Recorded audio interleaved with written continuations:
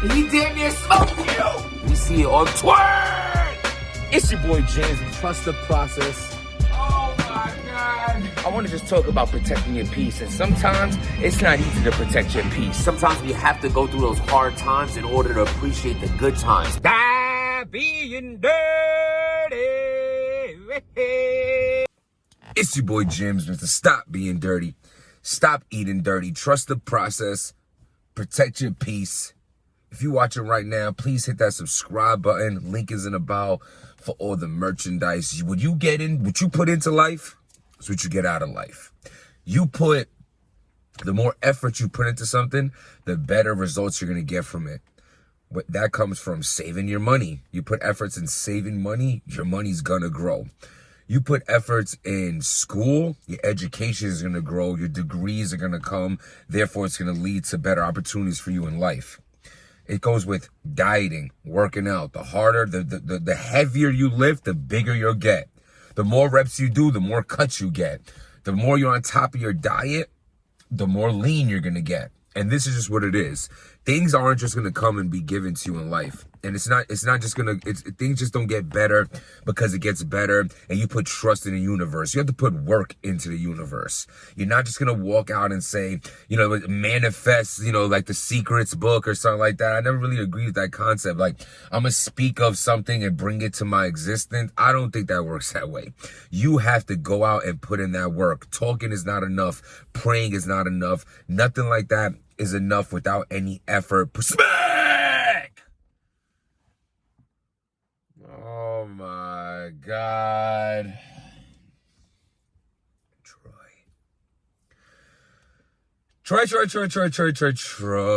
So yesterday, I'm looking to put like Dion's World and Wendy and whatever my kids wanted to watch yesterday on my phone while I'm driving up to the cabin or whatnot. So when I clicked my YouTube, I had seen like a notification of like Piper Boy Williams put out a blog, and salute to Piper Boy. And I didn't see the blog until this moment. I still haven't seen the blog, but I seen the title, and it says like Surf comes at smack. So real quick, I was like, I go to the gram like to see, John comes at smack. So I clicked John's gram real quick, and I seen like a little post, and it's basically of what Piper Boy, I'm assuming, is talking about in his blog. So I just wanted to pay homage on where I actually seen this notification first from. You know what I'm saying? A lot of people, this is the world we live in, man. People don't like giving you props. People like turning their nose up at you. They don't want to talk about inspirations, and I'm not like that. Steel sharpens steel. I like surrounding myself with people in general that I can learn from. If I can't learn from you, it's not much me and you should be talking about or hanging around. That's a little on topic, off topic, like, what did John say?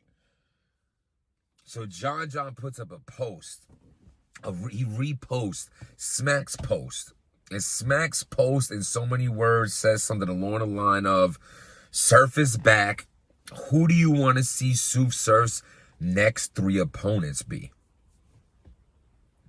Now, instantly, before I even read that John didn't like that, I didn't like it myself. First, as a fan. Secondly, in John's shoes. Like, that's like a slap in the face. Like that's like a big slap in the face to the culture and to John. Surf hasn't battled in however long he hasn't battled 40 bars. Definitely about a year. Could be more, could be less. Around a year span, right? So he does the 40 bars battle and does terrible in it. Not so terrible if you compare it to how bad he was before that. Basically on a decline. So much so he backs up from battle rap, takes his break, does what he does. With the analyst or whatever the fuck. Cool. So he does that. Then he comes back. The last thing we seen from Surf was not good. Not good at all. Choking, no third rounds, typical bullshit like that. And then you have John, who's always been killing it for years consistently. I mean, give that man his flowers. I could do a whole blog on how consistent and dangerous of a battle rapper John is. So we'll table that for a second, but let's just table these facts. So you got Oh, not only that, they've been going back and forth for years. This battle's being hyped up and all. I'm really putting this all together so y'all can feel my anger, John's anger, and why you should be angry. Because when you have all these facts, and now you take into account that they're going, not only they've been beefing all this time, now they're going back, now they're going to battle each other. After Surf has been sitting down for so long, after prior to sitting down, he wasn't doing good in his battles. Why is all the focus not just put on what do you think Surf is going to do in this battle? Your post should have been like, you think Surf is going to win 3-0? 2-1? Is he going to get 3-0'd? Is it going to be debatable? Some type of hype or promotion for this battle, which is in front of him. But instead, you're already making it clear that it doesn't matter what Surf does in this battle because you already got him in mind lined up for more battles. And that right there is whack. That's whack because even if you're under a URL contract for so say, all right, Surf is probably on the contract, but a lot of people will be, say, like by battle, like, you know, a contract by a battle or by a year, 2 years, 3 years, 4 years, this many battles, regardless of what it is. So technically, these people would get more battles after the battle they have coming up or whatnot if you're signed to URL. But I don't see you highlighting out one other person on your roster, damn sure knowing that 95% of your roster is on the contract anyway. So why don't you do that with everybody? Like when a battle's about to happen, why don't you say who you want to see this person who's about to battle next week battle after that? You wouldn't even see, like, you're not doing that, so that's unfair. That's favoritism right there. Y'all don't see you do that with nobody else. Not to say you should, because it's whack. It's taking away, that'll take away from the point I'm making.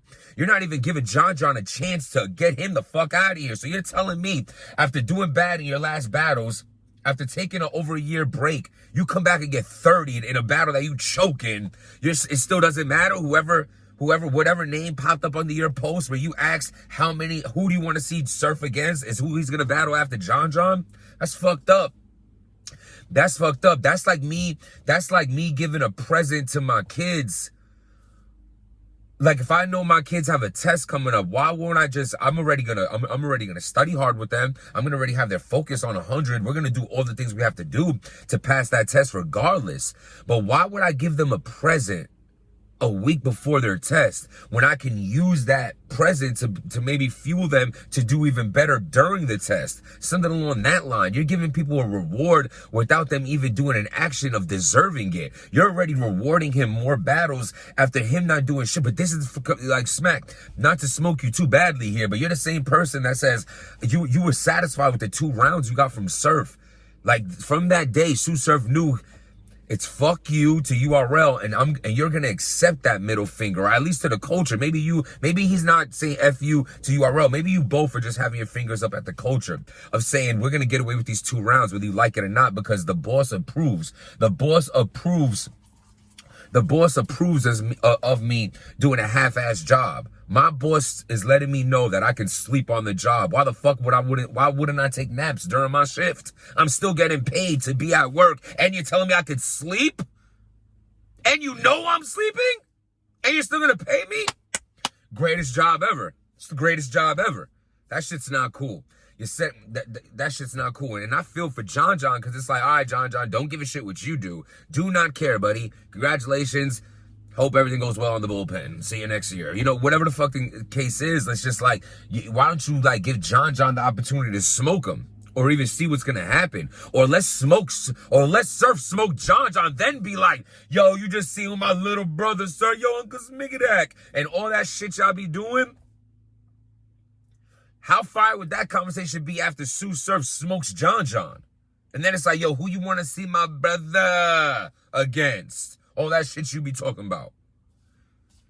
I think it was whack post. I think it has I think John has a right to not be feeling that. You know, he tagged Beasley in it, like, you approve of this? Yo, Smack, this is bad, take this down.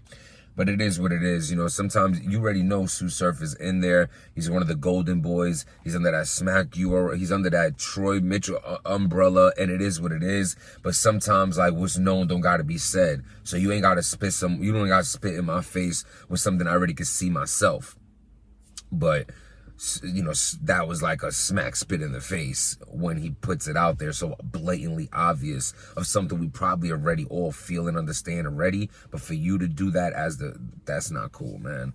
That's not cool. What's the point of motivating? What's the point of trying hard if I know I can half-ass it and still advance? If I know no matter what battle's in front of me, you still gonna you already have ideas of me beyond this person. You're thinking past this battle. This battle should be hyped up. This battle should have more hype behind it, more promo behind it. But instead, you take away from that by saying, yeah, John and Surf going down in Summer Madness, but you'll be seeing Surf right after that, win, lose, or draw. That ain't cool. Let me know what y'all think.